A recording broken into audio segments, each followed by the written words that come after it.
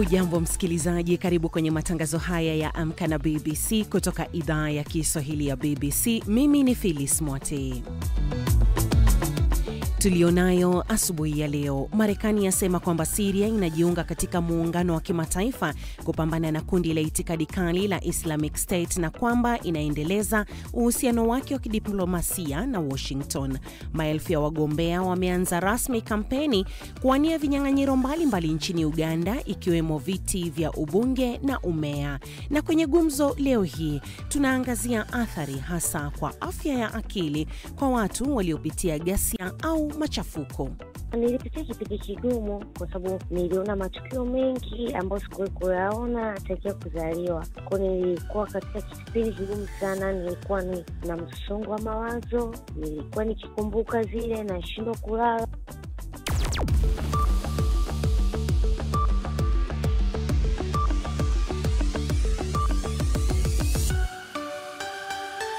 Lakini kwa sasa nampisha Halima Nyanza akuletee muktasari wa habari. Karibu Halima. Asante Phils, na habari msikilizaji. Marekani imesema Syria inajiunga katika muungano wa kimataifa kupambana na kundi la itikadi kali la Islamic State na kwamba inaendeleza uhusiano wake wa kidiplomasia na Washington. Tangazo lilotolewa muda mfupi baada ya Rais Donald Trump kukutana na Rais wa Syria Ahmed al-Sharaa katika ikulu ya White House limemwelezea kama kiongozi imara. Rais Trump amesema anataka Syria kwa kile alichokiita sehemu kubwa ya mpango wake mpana wa kuleta amani Mashariki ya Kati. Rais Trump amesema anataka kuiona Syria na mafanikio. Tunataka kuiona Syria inakuwa nchi iliyofanikiwa sana, na ninafikiri kiongozi huyu anaweza kufanya hivyo. Na watu wanasema alikuwa na historia mbaya, na wote tumepitia maisha hayo, lakini yeye alikuwa na historia mbaya zaidi. Nafikiri kiukweli, kama usingepitia magumu hapo awali, usingekuwa na bahati hii. Umoja wa Mataifa umeonya kwamba mamia ya wakimbizi wako hatarini kukabiliwa na baridi kali wakati msimu wa baridi ukikaribia, wakati ambapo misaada ya kibinadamu ikiendelea kupungua. Zaidi na Sambatenzi. Shirika la kuhudumia wakimbizi la Umoja wa Mataifa UNHCR limetoa wito kwa wafadhili binafsi kusaidia kukusanya kiasi cha dola za Marekani milioni 35 kwa ajili ya misaada ya dharura baada ya kupunguzwa kwa ufadhili wa serikali na kuliacha shirika hilo likiwa na rasilimali chache. UNHCR imesema fedha hizo zitatumika kugharimia ukarabati wa mifumo ya joto, blanketi na madawa kwa ajili ya wakimbizi katika nchi za Syria, Afghanistan na Ukraine. Bunge la Seneti la Marekani limepiga kura kuunga mkono makubaliano ya kifedha ya muda yenye lengo la kufungua tena serikali kwa muda. Wabunge wa Republican wameshinda kwa kupata kura 60 zilizohitajika baada ya chama cha Democrats kuunga mkono. Mpango huo unatarajiwa kuwasilishwa katika baraza la wawakilishi kesho Jumatano kwa ajili ya kupitishwa kabla ya kupelekwa kwa rais ili kuweza kutia saini. Na Lebanon imemwachia huru Hannibal Gaddafi, mtoto aliyekuwa kiongozi wa Libya Muammar Gaddafi, baada ya karibu miaka 10 kizuizini bila kufunguliwa mashtaka. Ameachiwa huru kwa dhamana ya kiasi cha dola za Marekani 900,000.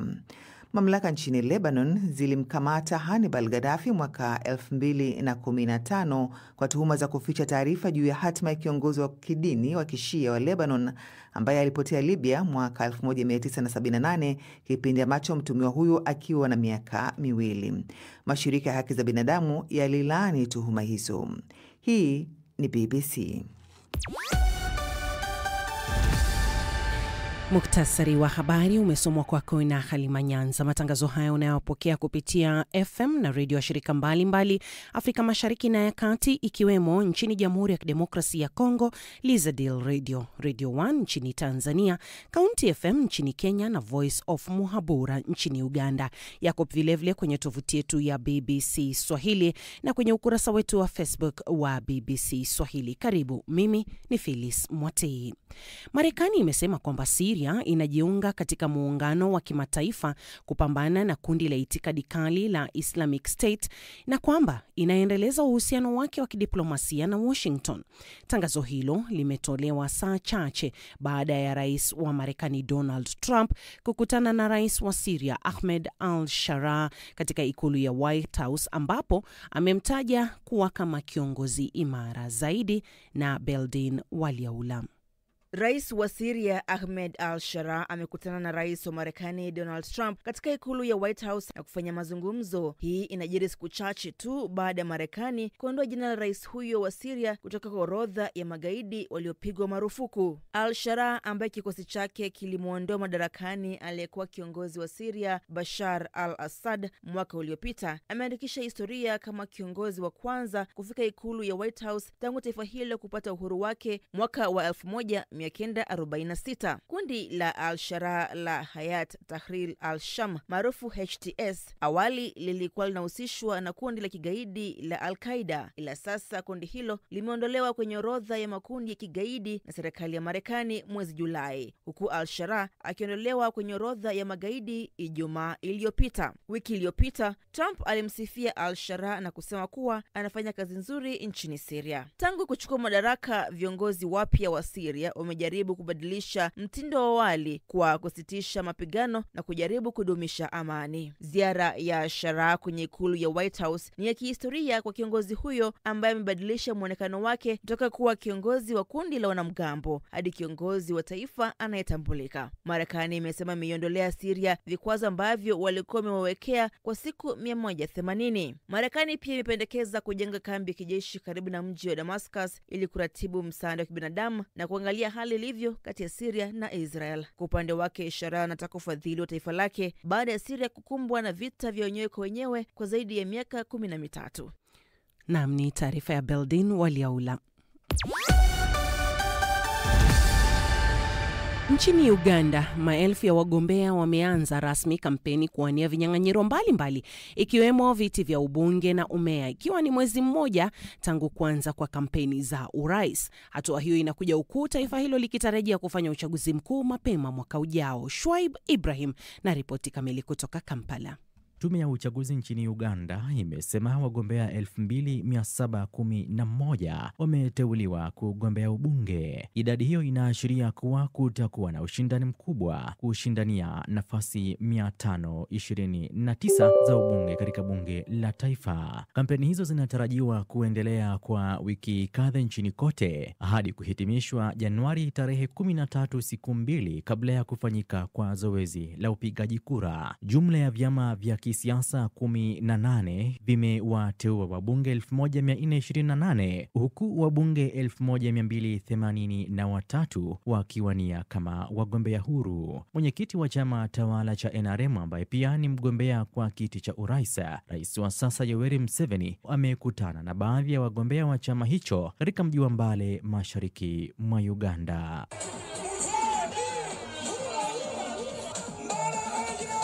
Baadaye kiongozi huyo alifanya mkutano katika wilaya ya Buko na kunadi sera za chama chake za kujikwamua kimapato kwa wakazi wa ukanda wa Sebei, mashariki mwa Uganda. Sasa changamoto ni kwamba mtakaporejea nyumbani kwenu, umaskini mliouacha huko asubuhi bado unawasubiri na unawakaribisha nyumbani. Sisi bado tupo hapa. Sukari hakuna, umeme hakuna, nguo hazitoshe watoto, nyumba inachuja. Ndiyo sababu chama cha NRM tangu awali tulisema amani ni nzuri, maendeleo ni mazuri, lakini ongezeni swala lingine na hilo ni utajiri. This is wealth. Katika bunge la 11, chama hicho kinaongoza kwa idadi kubwa ya wabunge kikiwa na wabunge 337. Kiongozi mkuu wa upinzani na mgombea wa chama cha NUP Robert Kyagulanyi Ssentamu almaarufu kama Bobi Wine naye amepiga kampeni katika wilaya ya Kabale, magharibi mwa Uganda, katika juhudi zake za kumaliza utawala wa Rais Yoweri Museveni ambao umedumu kwa takriban miongo minne. Ni Shuaib Ibrahim. Somalia inakabiliwa na janga la njaa ambapo takriban nusu ya watoto wote walio chini ya umri wa miaka 5 wako katika hatari ya utapiamlo mkali ifikapo katikati ya mwaka wa 2026. Kupanda kwa bei ya chakula, mabadiliko ya tabia nchi na migogoro inayoendelea ni miongoni mwa sababu hizo, lakini kupunguzwa kwa misaada kunafanya hali kuwa mbaya zaidi. Shirika la Save the Children linatahadharisha kuwa bila msaada mpya wa kimataifa, mamia ya maelfu ya watoto wanaweza kuachwa wakikabiliana na njaa kali. Fardosa Hanshi amerejea hivi karibuni kutoka Somalia na kutayarisha taarifa hii. Niko katika kituo cha afya cha Isniino, eneo la Bosaso kaskazini mwa Somalia. Naona wanawake na watoto wao wakiwasili kupata matibabu. Ndani ya kituo hiki cha afya, Nasra Nur anamweka mtoto wake wa kisichana katika ratili ya kupima watoto, huku daktari akimpima na kumkagua. Kwa miaka mingi ametegemea kituo hiki kwa matibabu, dawa na virutubishi. Ninalea watoto 9 peke yangu, baadhi wanaugua utapia mlo. Sijui tungeishi vipi bila huduma za afya katika kituo hiki. Kupata mahitaji ya kawaida kila siku ni kama bahati tu. Kwa zaidi ya miaka 10, Somalia imekumbwa na ukame, vita na watu kutoroka makwao. Kila wakati haya yanapojiri, watu husalia taabani zaidi. Shirika lisilo la serikali la Save the Children linasimamia kituo hiki cha afya cha Isniino. Wametabiri kwamba nusu ya idadi ya watoto walio chini ya miaka 5 nchini Somalia huenda wakaugua utapia mlo kufikia mwezi Juni mwaka jao. Msema wao Daktari Binyam Gebru alinieleza kwamba operesheni zao zimepata pigo kubwa kutokana na hali ya ukame. Hali ya sasa ni kwamba unajua, tumefunga karibu vituo 124 kwa sasa. Kuna uwezekano wa kufunga zaidi ya vituo 200 pamoja na simu za rununu kote Somalia. Maafisa wa afya wa eneo hilo wanasema wanafikia hatua mbaya kutokana na kupungua kwa vifaa na ufadhili. Wanaonya kuwa hali inakuwa ngumu kudhibitiwa. Farhia Osman, afisa wa Wizara ya Afya, anaunga mkono wasiwasi huo. Kama Wizara ya Afya tunafanya tuwezavyo, lakini mashirika ya kibinadamu ambayo yalikuwa yakisaidia huduma zetu yamepungua sana na rasilimali hazipatikani tena. Naam, hiyo ni taarifa ya Fardosa Hanshi, lakini kwa sasa tuelekee viwanjani naye David Inkia. Karibu David. Bila shaka ujambo Phyllis, au sio? Niko salama kabisa bwana. Msikilizaji, karibu. Klabu ya Liverpool imepeleka malalamiko kwa bodi inayosimamia uamuzi wa ligi kusoka nchini humo kuelezea wasiwasi wao juu ya uamuzi wa kukataa bao la Virgil van Dijk katika kipigo cha 3-0 Jumapili dhidi ya Man City. Katika mchezo huo City ikiwa inaongoza goli 1-0, Van Dijk alisawazisha kwa kichwa, lakini goli lake likakataliwa baada ya ukaguzi wa video za usaidizi. VAR ilionyesha kwamba Andrew Robertson alikuwa katika nafasi ya kuotea kwa sababu ya kumzuia mlinda mlango Gianluigi Donnarumma kuona mpira. Kwingine, kwa kamati ya kimataifa ya Olimpiki imesema imepiga hatua karibu kuwasilisha marufuku ya moja kwa moja kwa wanawake waliobadili jinsi kushiriki katika michezo yao ambayo ipo chini ya uongozi huo. Rais wa OIC Chris Coventry ameahidi kuleta sera hiyo kama sehemu ya kampeni yake ya uchunguzi na kuanzisha kikundi kazi kuhusu ulinzi wa michezo ya wanawake.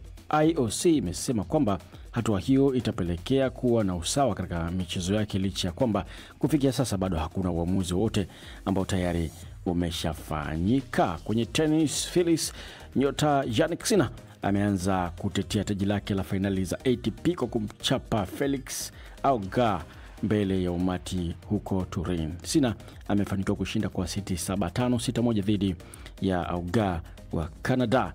Auger alianza kufanya vizuri katika seti ya kwanza iliyokuwa na ushindani mkali kabla ya kuonekana kupata jeraha ambalo wataalamu wanasema lilimrudisha nyuma katika mbinu zake. Mchezaji huyo mwenye miaka 25 alimuita mtaalamu wa viungo mara 2 katika seti ya pili ambapo alishinda mchezo mmoja pekee. Kwa ufupi, tetesi za soka Phyllis, Manchester United wanataka kumsajili kiungo kati mwezi Januari, ambapo chaguo lao kuu ni Conor Gallagher wa Atletico de Madrid aliyewahi kucheza vile vile Chelsea mwenye umri wa miaka 25 na Angelo Stiller wa Stuttgart raia wa Ujerumani mwenye miaka 24. United pia wanavutiwa na mchezaji wa Valencia Javi Guerra huko Atletico Madrid na AC Milan vile vile wakiwa wanamfuatilia kiungo huyo mwenye miaka 22. Namaliza michezo namna hiyo Phyllis, lakini siondoki hivi. Huyo anasema unaingia kwenye mahusiano ukiwa mzima wa akili, unatoka ukiwa kichaa. Una machachari sana David, kwa heri.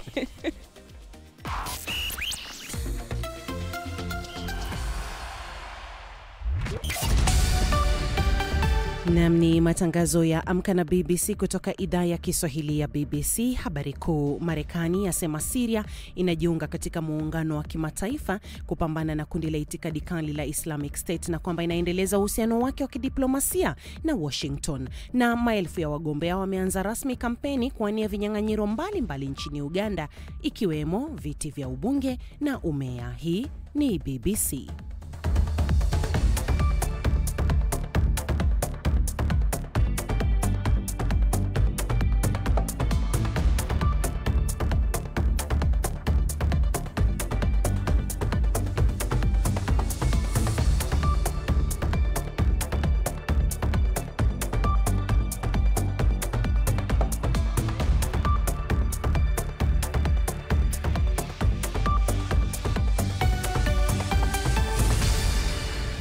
Imetimia sasa saa 12 na dakika 16 saa za Afrika Mashariki, sawa na saa 11 na dakika 16 Afrika ya Kati. Haya ni matangazo ya Amka na BBC kutoka idhaa ya Kiswahili ya BBC. Ghasia ama machafuko yanapotokea katika nchi ama maeneo mbalimbali, waacha raia ama wakazi wake katika kipindi kigumu, sio tu kimwili lakini vile vile kiakili, kutokana na mambo walioyapitia ama kuyaona wakati wa vurugu hizo. Wapo wanaoachwa na mshtuko mkubwa ama huzuni nyingi, jambo ambalo linawasababishia maumivu ya kudumu na kuachwa katika hali ya kupatwa na kiwewe. Sasa mwenzangu Halima Nyanza amezungumza na baadhi ya watu ambao wanapitia hali kama hiyo, huku wengine wakipoteza wapendwa wao wakati wa vurugu za maandamano zilizotokea nchini Tanzania. Kwa wakazi wengi wa Dar es Salaam na Tanzania kwa ujumla, milio na sauti kama hizi ni mambo mageni kwao, ambayo baadhi hushuhudia katika luninga na mitandao tu ya kijamii. Vurugu za maandamano zilizotokea wakati wa uchaguzi mkuu zimesababisha vilio na taharuki kwa familia kadhaa, huku wengine wakiachwa na hofu na hali ya kiwewe. Msiba umetuathiri sana psychologically kwa sababu tulitumia jitihada zote kutafuta mwili ila hatukuweza kupata, lakini it is rest assured kwamba alifariki. Familia Selanyika ni miongoni mwao baada ya kumpoteza mpendo wao. Maneno: Marehemu ametuachia watoto wawili, mmoja ana miaka 6, mwingine ana mwaka 1.5, pamoja na huyo mke. Josephat John Selanyika ni kaka wa marehemu. Anasema machungu anayoyapitia ni kuweka msiba bila kupata mwili wa marehemu. Wakati mwili unachukuliwa pale na wale waliokuwepo pale waliamua kwamba mwili yote inapelekwa Mwananyamala. I specifically went there, lakini sikuweza kukuta mwili kabisa. Muhimbili nako sikukuta kitu. Kama familia tukaona kwamba tusiishie hapo, tujiridhishe na hospitali zingine. Tukakubaliana kwamba sasa tusambae kama familia kwa sababu tuko wengi wa kutosha. So tukajiridhisha 100% mwili haupo. Lakini kwa swala kwamba amekufa lilikuwa halina mjadala. Tukaarrange sasa kwenda tu kuanua Tanga. Mmefika nyumbani, hakuna mwili lakini mmepeleka msiba. Ilipokelewaje? Kulikuwa kuna emotional damage kubwa sana, especially kwa mama, kwa sababu when akituona it's like she started crying again, and then kwa sababu kama nilikwambia na low pressure ili mwathiri. Sasa unajua ukifika tena pale afu hauna hata mwili, yani ilikuwa haivumiliki honestly, yani hata kumuelezea una cha kumuelezea. Na iwapo mtapata taarifa kwamba maiti imeonekana, hatua gani mtachukua? Tumeahirisha tu kutafuta mwili kwa sababu kwa wakati huu tumeutafuta mpaka tumefika mwisho. Hatujachimba kaburi kwa sababu there's nothing tunaweza kuingiza ndani ya kaburi. Kama atapatikana hata leo hata kesho, we are ready kwenda kuchukua mwili na kwenda kuuzika. My little brother he was not part and parcel ya maandamano. He wasn't there. Alikuwa nyumbani kwake, akatoka kaenda dukani kwa mangi, and then from nowhere tu ikatokea ambayo imetokea. Sio mtu wa violence, sio mtu wa kusema kwamba anaweza kaenda kwenye maandamano, stuff like that. Unamjua, ni mwandishi wa habari, alikuwa before, lakini sio mtu ambaye anaweza involve kwenye crime issues na vitu kama hivyo. Si kwa familia ya Selanyika tu iliyoachwa na kovu la maumivu.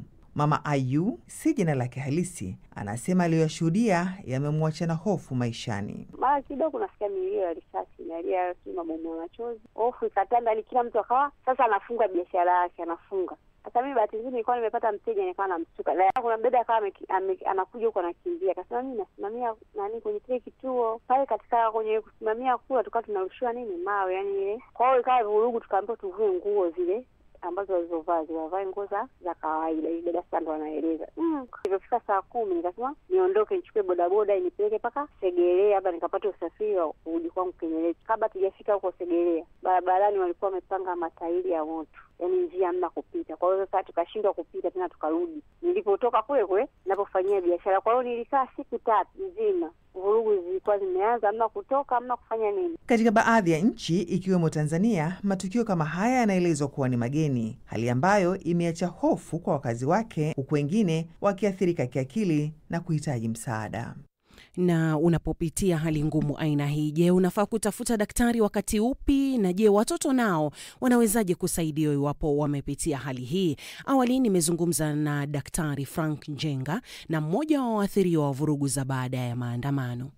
Nilipitia kipindi kigumu wakati nilipokuwa kazini, kwa sababu niliona matukio mengi ambayo sikuwahi kuyaona tangia kuzaliwa. Kwa nilikuwa katika kipindi kigumu sana, nilikuwa na msongo wa mawazo, nilikuwa nikikumbuka zile nashindwa kulala. Naam, daktari, unaweza kusema kwamba dalili ambazo za mtu ambaye amepitia mambo magumu, ama hiyo kimombo tunasema trauma, zinakuwa ni zipi? Ametuelezea kikamilifu, kwa sababu huo msongo wa mafikira, huo kuwa na hali ya taharuki, kuwa na hali ambayo usingizi hapati, kuwa ambaye anaogopa, hawezi kukaribia mahali pale ambayo alipata hali ya mambo. Hayo ndio mambo kwa kimombo tunasema PTSD, Post Traumatic Stress Disorder. Dada, unaweza tueleza tu, labda umejaribu kutafuta usaidizi labda kutoka kwa familia ama mwanasaikolojia ama marafiki? Yes, nilijaribu kufanya hivyo, kwa sababu baada ya kutwa na hiyo hali nilijaribu kushirikisha ndugu zangu,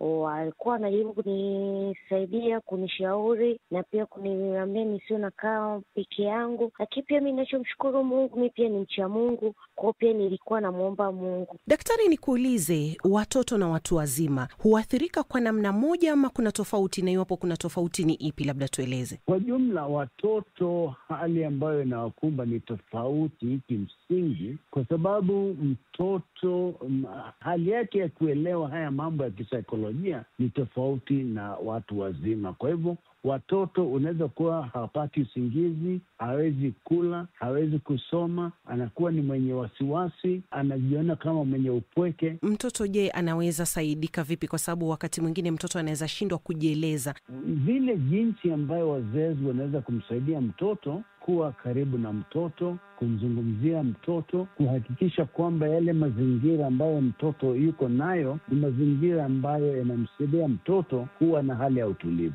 Dada, nije kwako wewe, ikiwa uko radhi kusema hili, unakumbuka labda tukio moja ambalo unasema hilo ndo liliacha alama kubwa zaidi? Ndio, nakumbuka. Ni tukio ambalo niliona watu wakiwa barabarani wamekufa. Pole sana. Hali ambayo amekumbana nayo huyu dada wetu, utamshauri vipi? Huwa mtu akipata hayo maradhi ambayo kwa kimombo tunataja ni PTSD, ni lazima tuzungumze, tuseme kwamba kuna jambo moja la msingi ambayo nilipendekeza mimi, ni kwamba la kwanza ni aendelee na hiyo hali ya kuwa mwamini Mungu na kuwa karibu na dada na ndugu zake na jamii wote. Lakini zaidi ya hapo, nilipendekeza atokee daktari wa saikolojia ambaye anaweza kumsaidia kuelewa kwa undani kisa na maana na kitovu hasa cha haya mambo. Umeona kwamba unaweza taka kutafuta wosia wa daktari, ama unadhani kwamba unaendelea vizuri? Unajihisi vipi kufikia wiki hii sasa, ambapo matukio yametokea wiki 2 hivi zilizopita? Kwa hii wiki najisikia vizuri, namshukuru Mungu. Kuna hali ambayo kidogo najisikia vizuri. Sema nikipita ile tukio ambalo nikipita ile maeneo ambayo tukio ile lilitokea, kidogo naanza kujisikia vibaya, lakini nikitoka na mazingira najisikia vizuri. Daktari, kwa mtu ambaye amepitia hali hii ngumu lakini anaogopa kuzungumza, ungemwambiaje? Kwanza Mungu Maulana, kwa sababu yeye ndio mweza yote. Awe karibu na ndugu na dada na jamii na jamaa zake. Maumivu yakizidi kama ambavyo tunasema hapa Kenya, mtafute ushauri wa daktari. Utazungumziaje serikali zetu? Unadhani kwamba zimeweka kipaumbele hasa kuangalia mambo ya afya ya akili? Serikali ziko tofauti. Kuna wale ambao wanaelewa haya mambo, kuna nchi ambazo zitaendelea baadaye. Kwa hivyo kila serikali hapa Afrika ya Mashariki tuko tofauti, lakini maoni yangu ni kwamba ambaye hajapata amewekewa na atapata. Na unadhani jamii, daktari, inapaswa kufanya nini ili kusaidia manusura wa vurugu kama hizi? Afrika Mashariki tunaona kwa sasa Sudan wanapitia hali ngumu, watu wa nchi ya Jamhuri ya Kidemokrasia ya Kongo, nchini Kenya vile yale maandamano ya Gen Z yalileta athari kubwa. Unadhani jamii yenyewe bila kushirikisha labda tuseme serikali inapaswa kufanya nini kusaidia? La msingi ni kuelewana na kulisikiza BBC, kwa sababu yale mashauri ambayo tunapata kutoka BBC na vitengo vingine vya habari ndivyo vinatusaidia kuelewa kwamba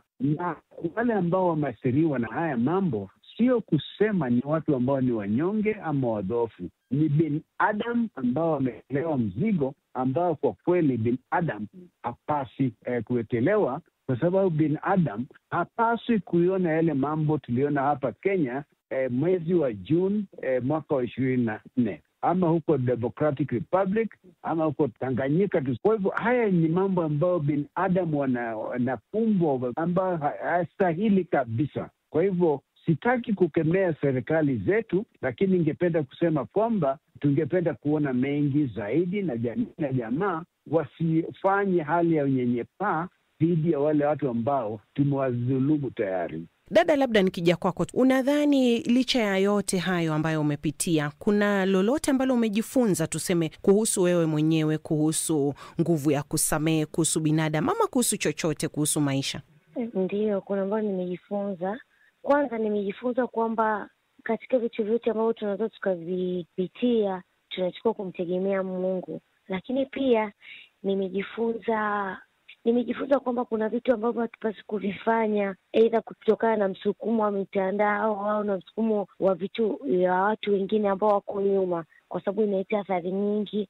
Inaleta athari ya watu kupoteza maisha, lakini pia inaathiri watu kutokana na afya ya akili. Naam, daktari, vile tukimalizia tu, kuna huu msemo ambao unatumika sana, watu husema kwamba muda utakuponya tu, unajua umepitia jambo, lipe muda. Je, muda pekee unatosha kuondoa athari aina hizi? Kwa kweli hili jambo ambalo sisi wataalamu tunaita PTSD, kwanza tangu kutokea hilo jambo muda unasaidia sana, lakini ikipita muda kwa tuseme wa mwezi mmoja ama wiki 4, zaidi ya hapo inakuwa kwamba sasa ugonjwa ambao tunauita PTSD umeingia tayari, na magonjwa yote sharti yapelekewe daktari. Naam, na ndivyo tunavyokamilisha matangazo haya ya Amka na BBC ya leo tarehe 11 mwezi wa Novemba mwaka huu 2025, saa 12:30 saa za Afrika Mashariki jioni. Ni matangazo ya Dira ya Dunia, lakini matangazo haya ya Amka yamehaririwa na Halima Nyanza na kusimamiwa na Beldin Waliaula na David Nkia. Fundi wa mitambo huku Nairobi amekuwa Habat Masua na Dar es Salaam Tanzania amekuwa ni Samba Tenzi. Mimi ni Phyllis Mwate, msikilizaji na kutakia siku njema. Hii ni BBC.